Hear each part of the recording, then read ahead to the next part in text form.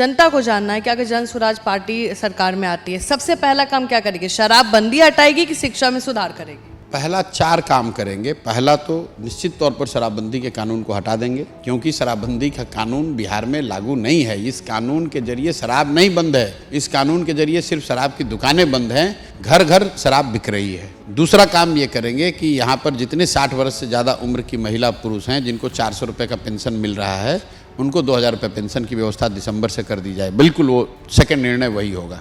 तीसरी बात जो की जाएगी कि यहाँ पर उन बच्चों को, जो गरीब घर के बच्चे हैं, उनको ये सुविधा दी जाएगी। उस सुविधा की शुरुआत की जाएगी कि जब तक आपके इलाके में सरकारी विद्यालय में सुधार नहीं हो रहा है, क्योंकि सुधार होने में साल भर, 2 साल, 5 साल समय लगेगा, तब तक आप अपने बच्चे को प्राइवेट स्कूल में कहीं उसका नाम लिखवाइए और उसका पैसा सरकार जनवरी से भरना शुरू। प्राइवेट स्कूल बिल्कुल भरेगी, रोज घोषणा कर रहे हैं। और चौथी बात जो मैंने कहा है कि साल भर के अंदर पलायन रोक दिया जाएगा, तो एक विशेष अलग से डिपार्टमेंट बनाकर सिर्फ और सिर्फ इस बात पर ध्यान केंद्रित किया जाएगा कि जो 50 लाख के आसपास लोग बिहार के बाहर गए हैं, उसमें से हम लोग का अनुमान है कि 25 से 30 लाख लोग वापस लौटना चाहते हैं।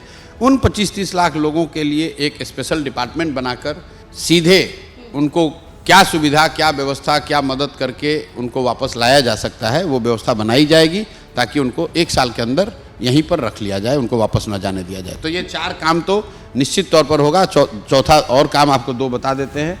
एक, मनरेगा को कृषि से जोड़ दिया जाएगा, ताकि अगली बार जब जनवरी के बाद जो खेती होगी उसमें लोगों को, जो लोग भी फूड ग्रेन की खेती से हटकर नगदी फसल की खेती की ओर जाएंगे, उनको मनरेगा की ओर से मजदूर मिलने लगेंगे।